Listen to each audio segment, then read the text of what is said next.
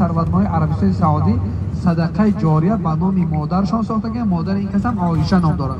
به نام مادرشان همین مسجد را ساختن، صدقه جاریه. و این خانه هایی که در اطراف میبینید یک قسمش فروشی و اجاری است، یک قسمش برای کمبزاتان وقف در راه خدا داده میشد. این خانه که میبینید یک قسمش هم میفروشند یا اجاره میدن، یک قسم دیگه برای کمبغلا خانه به پول میتین که این چی دلالت بر دست، یعنی دست به خیری این انسان میکنه که در راه خدا به خلق خدا همیشه خدمت میکنه. مسجد راجحی.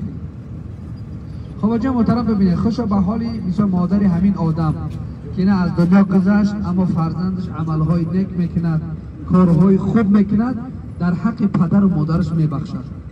ببینید پیغمبر خدا صلی الله علیه و سلم گفتن که فرزند آدم که از دنیا که گذشت با خودش یگام چی نمیبرد.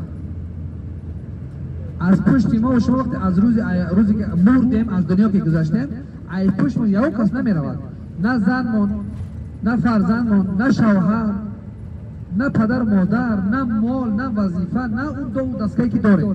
یگام که هم مرنه که میمونیم دست خالی میره. یک کفن هم یک متر دا میپیچونه، یک کفن سفید ده کیسه هم نداره که 4 تنگه دا قطعی ببره یا تنگه طلا، یا که زنها باشن هم گردنبند طلایشان برن. یگام چیز نمیبره.